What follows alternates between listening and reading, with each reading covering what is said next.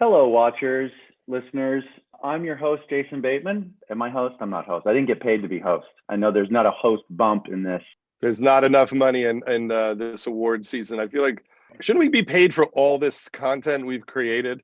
Are all awards really just an excuse for other people to make you create free content? I want my money for this.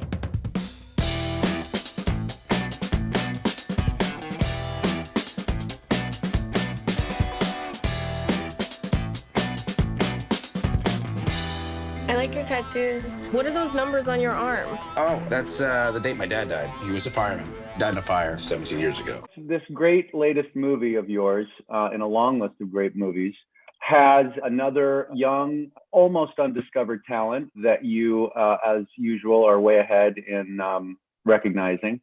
Did you find that Pete's story was perfectly aligned with kind of what you like to do as a writer and as a director, or was there a process of kind of cooking it up into something that's a little bit more into what you want to say or like to say, or not? I met, Pete, he did a cameo in Trainwreck. I don't even know if you would call it a cameo because he was just a young comic that Amy Schumer said was great. And we thought, let's jam him in this movie. We don't really have much for him to do, but I think he's going to be a legendary guy. And I want people to think I knew it first. We do that in a lot of movies. We'll just cast someone and we'll think we got nothing good, but we just want to prove we're smart. That's a lot of what the business is. It's like stroking your own ego. So we're like, we'll give him 2 lines. And then in 20 years, we'll be like, I knew that. I gave him that line. Wait a second. Trainwreck. It's not the business is not a meritocracy. Are you making news right now? This is like you in Forgetting Sarah Marshall. How did you know? She's an animal psychic. I forget I'm in that and Tropic Thunder until I see the residual check for $2.50 each time. But I think both of them, I'm not sure which one I was in more. Both were under a minute, I think, but it did trigger a little bit of a payment. I believe Thank you for it that. also triggered heat. Career heat. It was the Blind Doctor TV show. So I met Pete and he was really funny. And I said, we should try to think of something to do. Bill Hader was so impressed with him that he recommended him to Lorne Michaels. So off of like 2 lines in our movie, it led to him getting Saturday Night Live. So we kicked around this idea, which was not the right idea. This like college themed comedy idea I gave him. And him and Dave Cyrus, his writing partner, struggled with it for a while. And then one day I was like, okay, I guess that's not the idea. And we started talking about just the area of him wanting his mom to be happy. I had no thought that I would ever do something very personal with Pete. I felt like it was sacred territory. I would never come to him and go, do you think there's a movie in your life? But he kept on his own wanting to talk about a guy who wanted his mom to be in a relationship, to be happy. And then slowly, the more we talked about it, the more we realized that there was a lot of personal material there. And then one day we had to have the talk, which is, are you comfortable really trying to dig into the core of what this is really about, which is grief?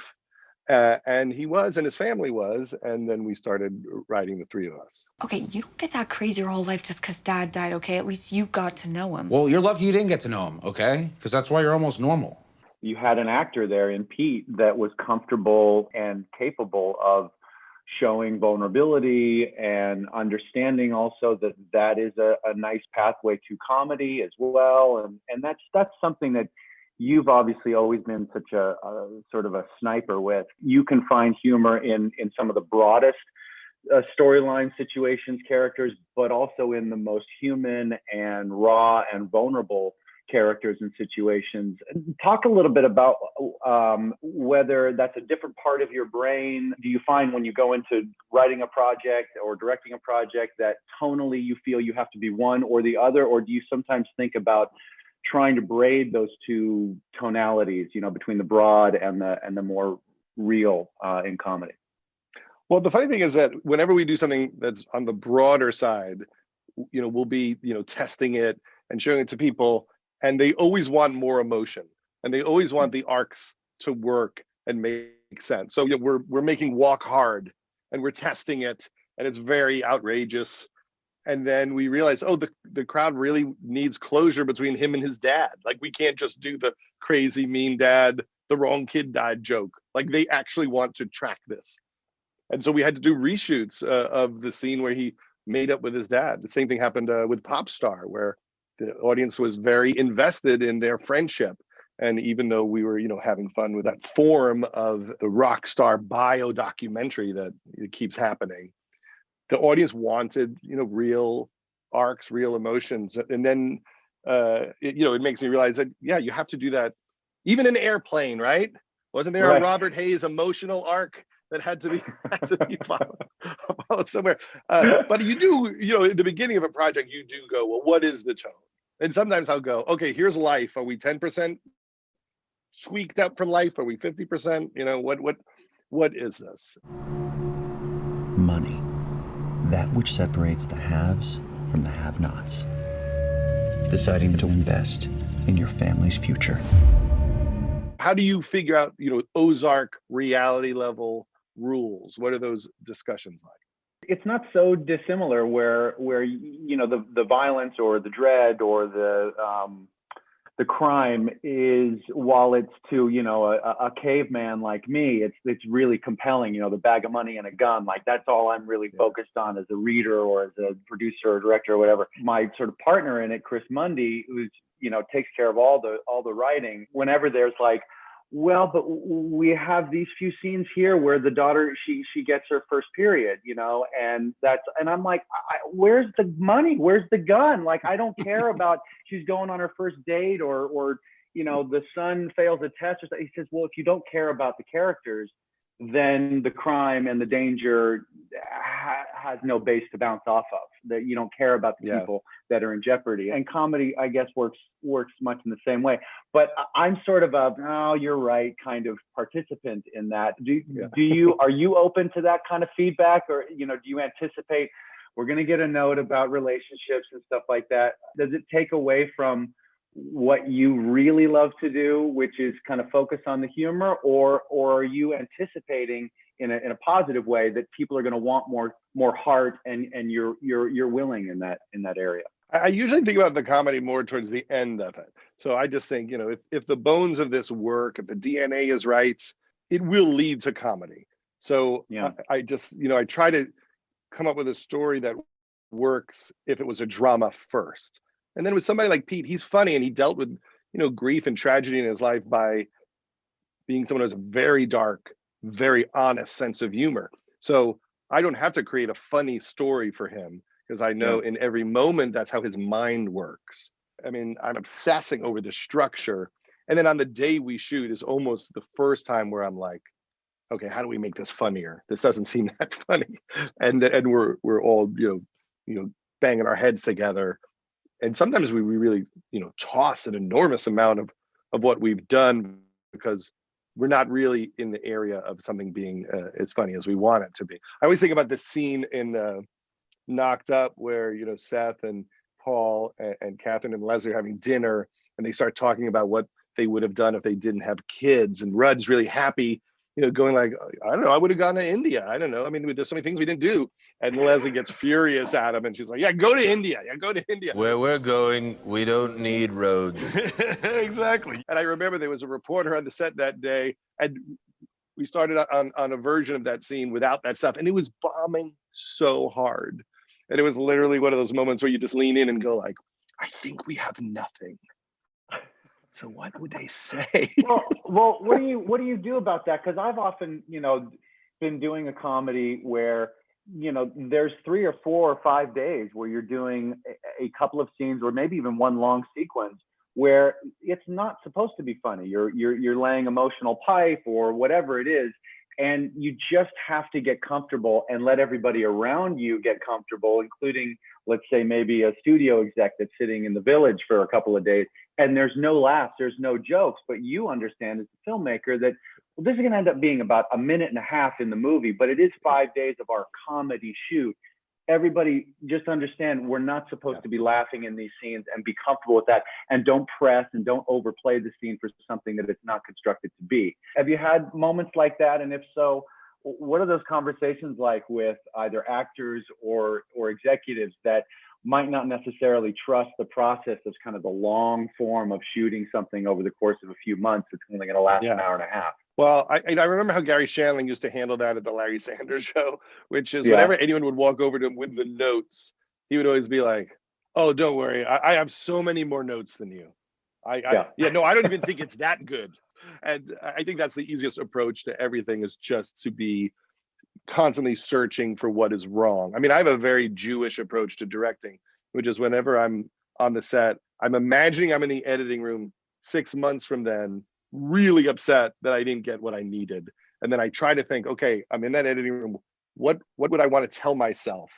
So if it's like super, a funny scene, I might go, you better get one that's a little more grounded.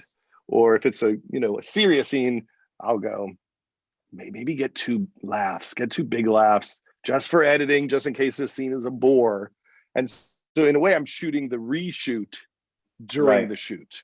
And that's what helps me.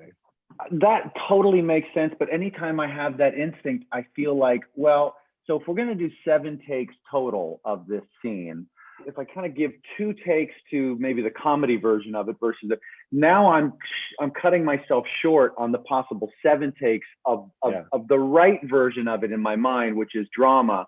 Do you ever worry about not getting the full effort in the area that is probably the best way to go, instead of getting a little bit of everything and you never really get a 10 in the way that you're supposed to do it?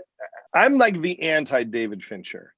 I'm not the person that thinks you need to do 10 or 20 takes to get rid of all self-consciousness, to drain the actors so that they become so pure and in the moment. I love it. I mean, what's better than Zodiac, right? I like where he gets with all that. But for me, I'm working in a reverse way, which is I want it to be so loose and so immediate that just something else happens. I never have a version of the scene in my head that I'm hoping they get to, ever. I always have a sense of, if I like what happened, and I'm hoping something happens that surprises me. So when I see, a Coen Brothers movie and people are like, they have storyboards for the whole thing and they don't change one comma.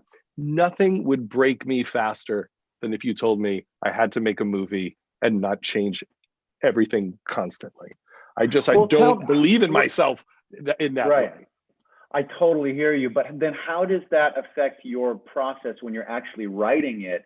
When you're grinding on writing, how do you gauge how specific you should be, knowing that you're going to kind of throw it up in the air when you get on the set anyway? Do you only ever do maximum 2 drafts on a script because draft 3, 4, and 5 is going to be on the day? Yeah. Well, I have to, in my head, trick myself into thinking that the script is the movie, and switch mindsets the second I get into rehearsals and on set. So I am trying to make the best script I can make. And then afterwards, I have to go, all right, when we get to set, we'll shoot the script and we'll do that.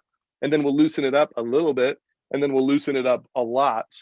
Got it. And hopefully something, really interesting will happen. I mean, there was definitely moments in The King of Staten Island where people really surprised me in what they did. There's a scene where Pete says to Bill Burr, that must mean that you love me. And Bill Burr, now it's turned into an improv because that wasn't in the script. And Bill Burr just sits there. Like, he's not going to say it back. And this is not something I'm feeding him. This Bill Burr's instinct was, this guy will not say I love you back. And then Pete, this is all improv, I'm not feeding them anything, just gets upset and goes like, you have to say it. You have to say, what if I die? What if I die? Which is the thought in the character's head about everything. Yeah. What if anyone dies? And Bill goes, well, then I'll be that guy who had the chance. And it was like magic watching these two people have a very real moment. And I'm always happy that it happens, or that they felt comfortable enough with their characters, with this space on set, to be that tuned into their own creativity. You must really love me. I'm not ready to say something like that. You gotta say it. What if I died tomorrow? Be that guy saying, even though I never said it. And then will you allow the same type of kind of reset, let's start from scratch again, when you get into the editing process? Will you kind of look at the assembly and allow yourself to say, okay, well, this film is now telling me it kind of wants to be this, or it's starting too slow, so I'm going to do a non-linear type of structure of it now? Or do you allow yourself the same sort of like fresh eyes when you get into editing? Absolutely, because a lot of the time that thing you thought was magic on the set is terrible. And you get into editing and you're so psyched to put that together. And then you go, oh, that didn't work at all. At least we enjoyed it on set. We had that moment where we thought we were so smart, and now we know it's not good. For instance, in the movie, there's a sequence where they rob a pharmacy. We weren't sure how funny it could be. Like, at what point would it just seem like fake bullshit? Because we did want you to think like they're making a terrible mistake. This is where this goes for a guy like this, which is they start committing crimes and the crimes get bigger and bigger. So it's kind of goofy because they're goofy, but it's real. Like, they could go to jail, they could get, injured somehow. And in editing, we wound up removing like 90% of the jokes. We had a lot of jokes. There was a moment where after Ricky's character gets shot, Jessica Kirsten, we had a funny shot where she pulls him. He's on the ground into the back. Like, it's almost like she's going to do something terrible to him in the stock room. And she's like, how dare you? I've been refilling your dad's Viagra for years. And we were like, you know what? In retrospect, not for our movie. That doesn't work at all. One last thing about editing, your coverage strategy, when you come in for the day, you kind of got a loose idea about how you might want to shoot the scene, or maybe a specific idea. And all those pieces of coverage go into the editing room. How do you like the dynamic to work best with the editor as far as the structure of the edit? Do you want your editor to sort of figure out or look for signals in how you've covered something as to how you want the sequence of images to go for a particular scene? Or will you call the editor ahead of time and go, now this clearly, I want to start in the master, then I want to dip into the coverage, and then I want to finish on the master, or vice versa? Do you like to be surprised with what the editor does, or do you feel that it's their obligation to figure out what you wanted with your coverage, and hopefully they stack those images in the way that you saw it in your mind when you decided how you wanted the scene to be shot? We have that conversation, but it's all usually about dialogue. So, we're getting so much material on certain days that I have to write a letter to the editor at the end of the day. I have to write a letter like, here's what happened today. Okay, we did a scene where Pete's character tells Belle he doesn't want to be in a relationship. There's a whole long run where they talk about sex. I don't think there was anything good in there. Take a look, maybe you'll find something. Didn't seem funny. Then there's another moment where he really opens up and says, I feel like I'm going to hurt you. I feel like there's something wrong with me. And Pete did something, really intense and honest there. He only did it in one take, but I think that's probably what you build the scene around. And that's what I do at the end of every day. And sometimes it's helpful and sometimes it's not. But, when there's long improv runs, you want to let them know what you think it was. Like, there was a moment where Ricky said, knock, knock, who's there? Not your dad. And it was a shocking joke, and shocking on the set, by the way, because it was part of 2 hours of improvisation we were doing to establish how the friends talk to each other. Mm-hmm. And only Pete's real best friend could say that. It's not something I would put in the script. Right. And it was so real, and their reactions, were viscerally truthful and kind of troubling on a bunch of levels, because it's the moment where you realize, oh, this guy has convinced his friends that he feels better about his dad dying, and it's a complete lie. And so they're not having an honest discussion about his grief. And so, I'll tell the editor, I think that's usable. Let's give it a shot. Knock, knock. Who's there? Not your dad. With your show, you started doing the Hogan Family at 18 years old. Yeah. So, which is amazing. I was so afraid to direct that I never told anyone I wanted to do it. And then Gary Shandling asked me to direct an episode of the Larry Sanders Show, and I almost shit myself with terror, because it's like, okay, go into Rip Torn's lair and try to tell him what to do. But you had the courage to fight for that very young, and then they let you do it a bunch of times. So you must have done a good job. How did you know how to do that? Well, first of all, it was a few years into that show, so I definitely felt like I was surrounded by a bunch of people that liked me, or at least I there was no mystery about how they felt about me. Like I knew the ones that didn't like me, you know. Yeah. Who didn't like you? I think the guy riding up on the boom dolly, you know, it was a multicam, you know, the guy up high there doing this one.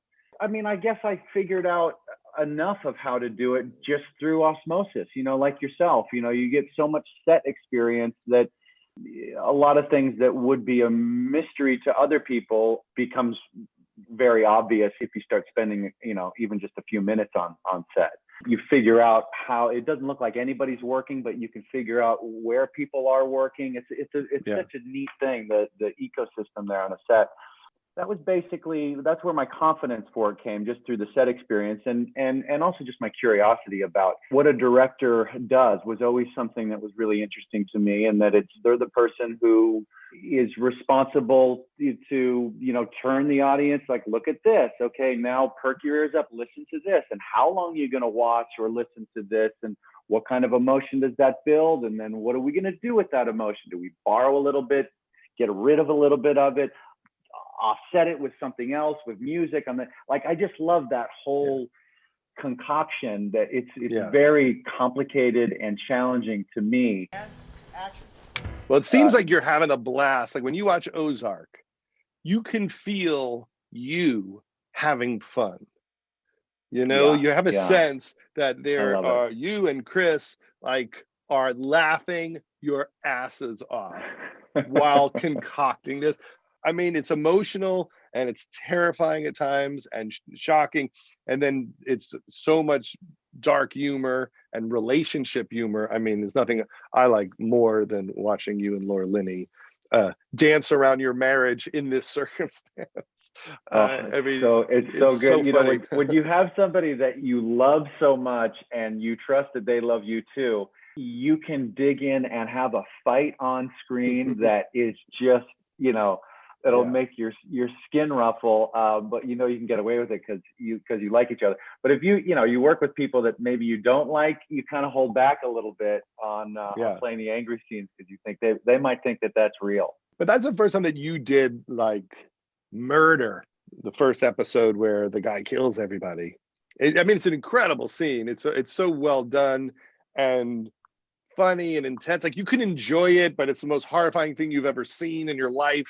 Is that something that you always wanted to do, to get away from pure hardcore comedy and do something like that? It reminds me of Ben Stiller doing Escape from Dannemora, you know, which really was incredible and had all his gifts and a sense of humor, but also, you know, a Sidney Lumet aspect to it. But was that something you always wanted to do? Not as an actor, but as a director, I was really excited to deal with a production designer and a cinematographer and an editor and a composer to try to, you know, kind of four-wall an audience into an atmosphere where things are unsettling. You know, what is the recipe to that? What's the visual ratio versus the musical ratio? What's the grain or color saturation element of that just kind of preconditions the audience to be ready for what you're going to be giving them with performance or dialogue. And if you have a sense of that on the set for what you're going to be doing later, now I can go to the actor and say, I only need you to do about a 3 here because the music is going to carry the other 7 or whatever it is. So I probably make it more complicated in my own head than perhaps some do. But again, I'm sort of a masochist with that. And I love the prep and the homework and the talking to all the department heads about, you know, who's going to do this, and they can do this. And it's that, you know, conductor stuff. And what are the people that you love that you take inspiration from? Like I was just watching Blood Simple the other day, which is so incredible. And I love that. And Miller's Crossing. That's their first, I think that was their first, wasn't it? Blood Simple? Yeah. And it's so ridiculously good. Were there films or TV shows in the universe of this darkly comic tone that you thought about?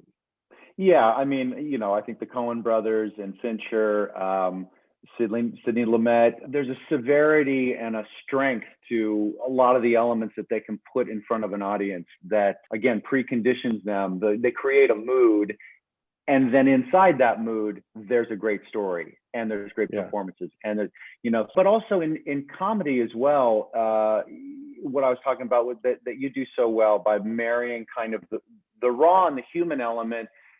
That's sort of the median, and just this side of the median can be really funny, and just this side can be really heartbreaking. So if you're grounded in something that's relatable, then you can have the fun on maybe the same page between something that's heartbreaking and something that's hilarious.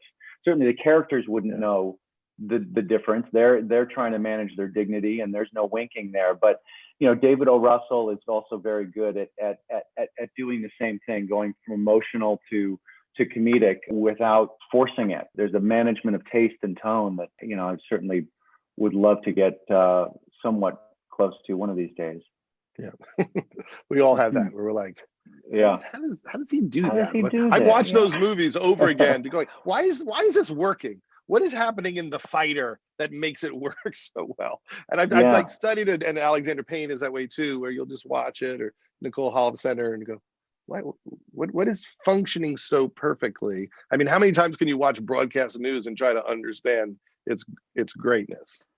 Yeah, it is interesting. Like you could try to deconstruct any of those movies, and it would be impossible to say, okay, we need this much of this and this much of this and this much of that on the day we're going to have this. It just never happens that way. As you said earlier, you write the best script that you can, and you go to set on the first day thinking, if all we do is shoot this script, we've got a great movie. And of course, you realize it immediately wants to suck. Like right out of the gate, if you tilt the camera up a little bit, you're going to see the boom. If somebody forgets their line for a half a second, the rhythm's off. I mean, it's constantly trying to suck. So if you can make it, what's that Howard Hawks quote? A good movie is 3 great scenes and no bad ones. So if you can make it not suck all the way across and have your baseline be believable, right? And then spike 2 or 3 times, it's a really hard thing to do just that.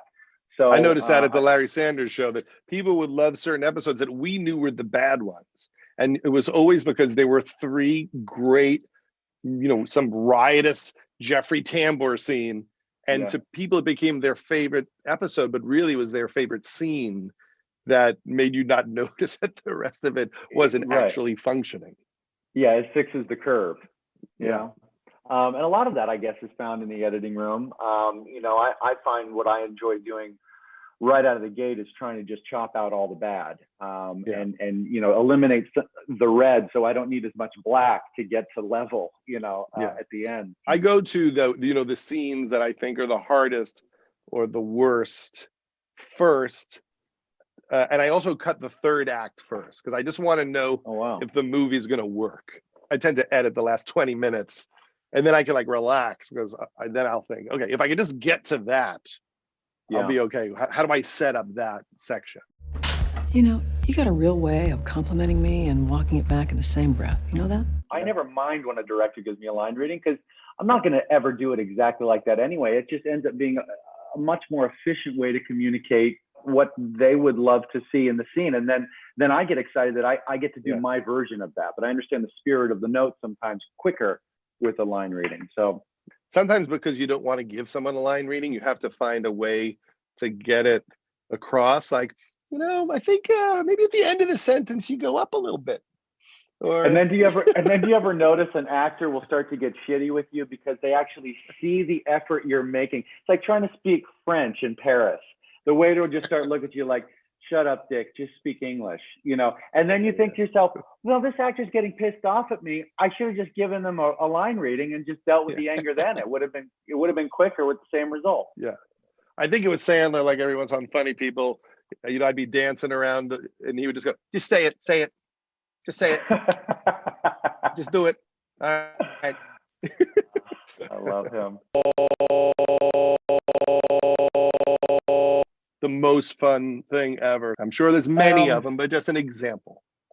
I don't know. I try to never really engage with an actor on a note if I feel like it's not going to be heard well. Like I feel like half of my job is to really be honest with myself and with the actor about what they want to do and what they're capable of doing. What is their sort of spectrum of taste and ability? And inside of that is going to be their version of the character. If I want a version of the character that lives outside those goalposts, then, it's my fault for having cast them. I try to make sure that all of my notes come from a place of understanding what version they're trying to do and how this note might help them get that done, as opposed to me giving them a note to push them towards the way I want the scene to be played or that line to be read, or you just jump ahead a few steps. They're never going to be able to get there, because even if they could, they would, or if they wanted to, they would be doing it. It's like, so you can't control performance, I found.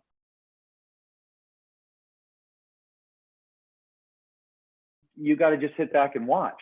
Like, I can pick a lens, and that lens is going to be, specific and constant throughout the scene.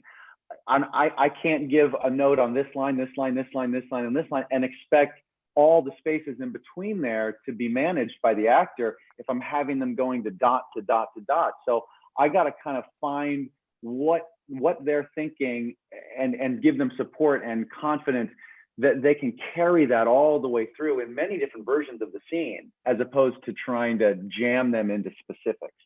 It's funny because when I, worked with Seth Rogen and, with Rudd and Sandler, I just knew them so well that when I was writing, I knew what would happen. Right. At least I knew a version that would happen, and maybe other things would happen too, but I could imagine it, and it would be pretty close. And then when I worked with Pete, also because he hadn't been in many movies, I literally had no sense of how he would say any line. Wow. I mean, even when I was home at night, I thought, I wonder how he's going to do this. I wonder what it's going to sound like.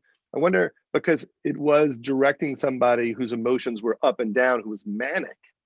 And it would constantly surprise me where he would play it, like in a rage, would choose to do it quiet and sad. And then in another scene, he might explode. And, there's that moment where he grabs his dad's fireman's hat and he just puts it on and in a rage when his mom says she's dating another fireman, and then he throws it. And that certainly wasn't what I thought was going to happen in the moment. So you're right. Like, sometimes you're just like listening. That's got to get uncomfortable for you, because you definitely have to look at the monitor sometimes after a take, turn to someone next to you and go like, I think he nailed it there.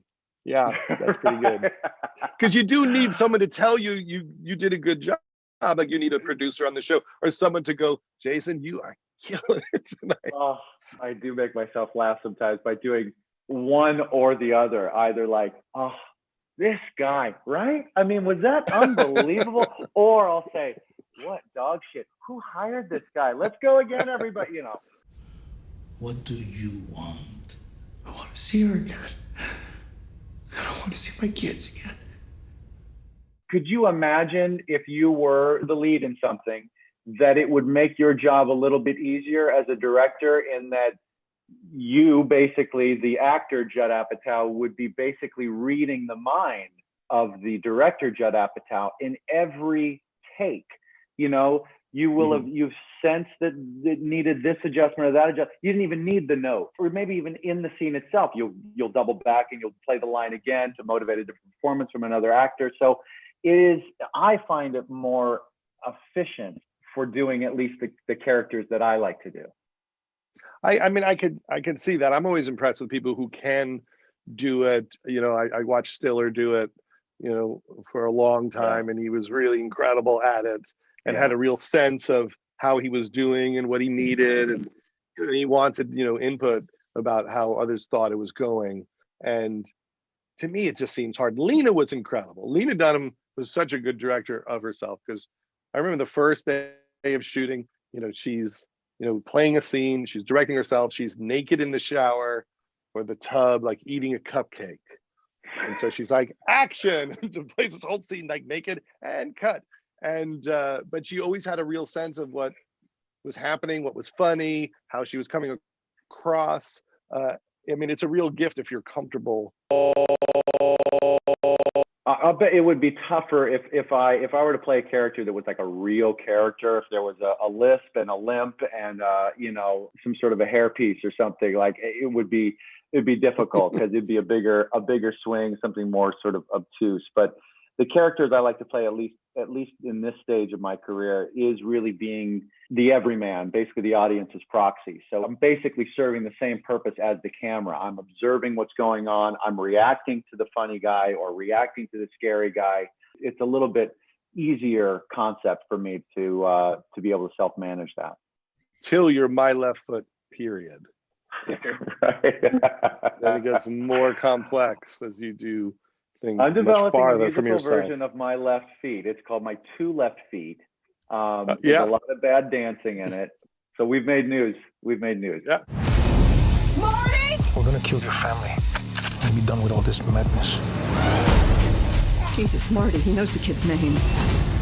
One of the things that I hope I do as well as you is create this sort of authenticity so that efforts in the comedy or the drama need not be big, huge swings, but that the audience already believes these characters and believes this world that you're in. Casting obviously is a big part of that. Casting director is a big part of that. But having a good sense of what again, to use the same word, which gets overused, I apologize, but tone. There are actors that would be great for a Mel Brooks comedy, but not as good for a Woody Allen comedy, and vice versa. And neither are better films. They're just comedically, you know, either end of the spectrum tonally. And the same can be true in drama. Do you work with the same casting director? Do you have a good sense of tone as you're going into casting? Are you willing to change that tone if you fall in love with an actor that might be doing a different tone, and kind of maybe you change the whole movie in that direction? How do you approach that? You know, especially with something like this that's so personal to Pete, I'm really tuning into what his world feels like and what he's comfortable with. So very early on, Bill Burr's name came up, and I knew that Pete really looked up to him. He was an important person in his life. And when he was a kid, he went to see him when he was like 14 or 15 years old, and walked up to him like at an elevator in Atlantic City with his mom.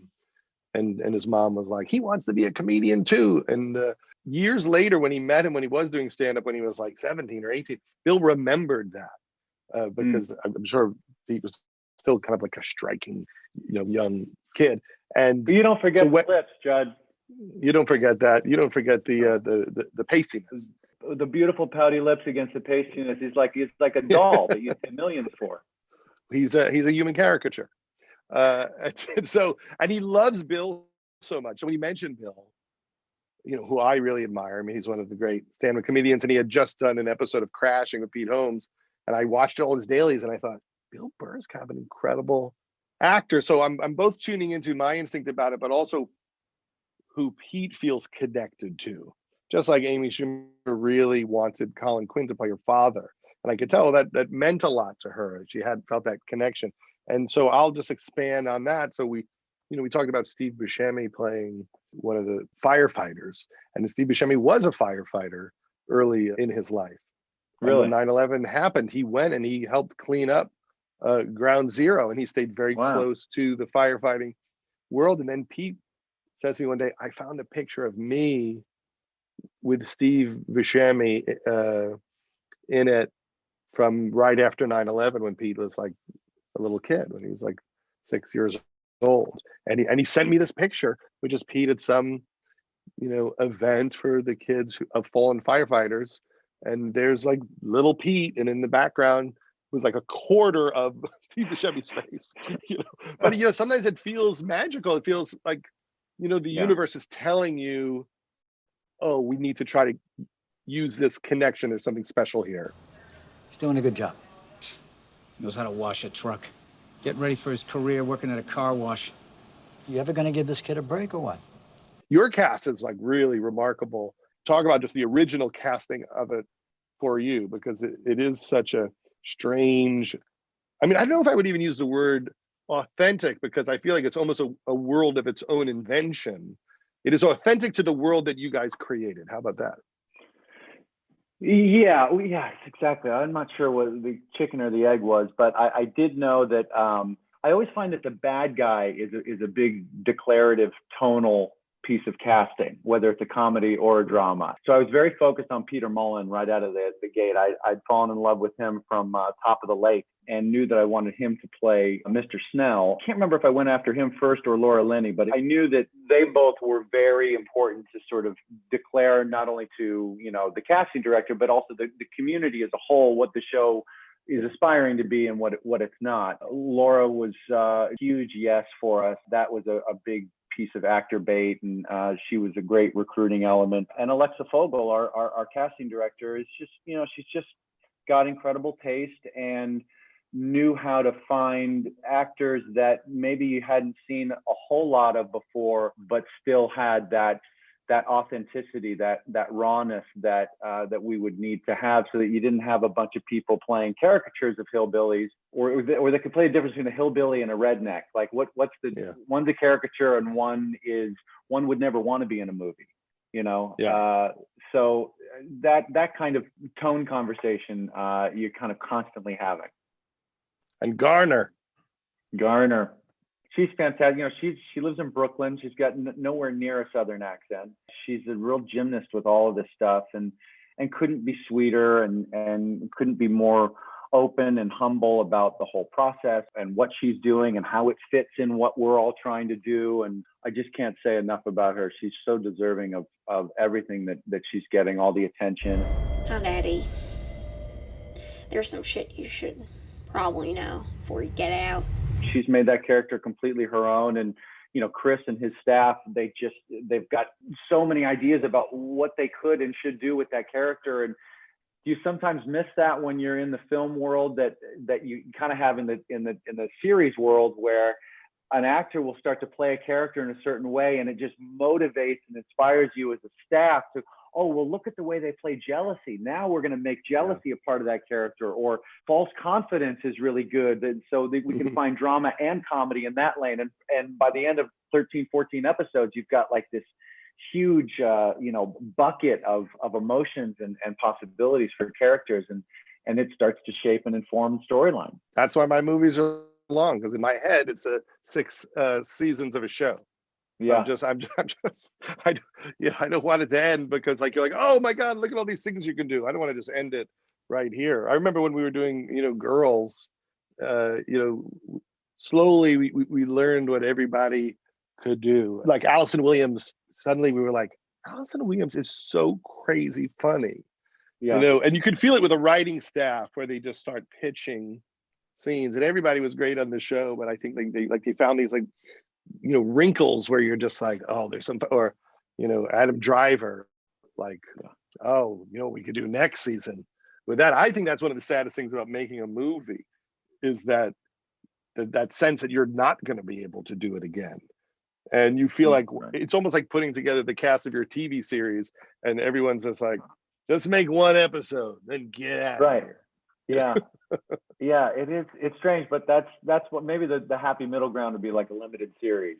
You take maybe a book, and you can do the whole book. You don't have to pare it down into an hour and a half, but you can do 10 1-hour episodes, so you can service all parts of the book and all the possibilities of the characters. Judd Apatow's The Stand. Yeah. I'm gonna do all the Stephen Kings over again. Dead Zone, Firestarter, all of them. Carrie. Well, Jason, this is so fun to do, and congratulations on everything. When do you get to shoot your show again? When does that happen? I go back in a week, and we'll keep going. We were going for a little while, and then we had a little COVID pause for a couple of weeks, and now we're going back in. Well, I'm just here in the dark with my ring lights. I just wanted to end on a kind of a Star Wars effect. Now turn it towards yourself and do in like a nursery sort of icy. Boy, that is really hot. This is the movie everyone wants. It's like kind of a weird Judd enters another dimension kind of movie, right? Like you're looking out of a portal in a submarine. Yeah, I got to do more science fiction. I feel like I'm gifted. This is making me think I'm kind of gifted. The funny alien. Fiction. All right. I just now you look holy. I feel like this prevents any sense of me winning awards, but it was worth it for this gag.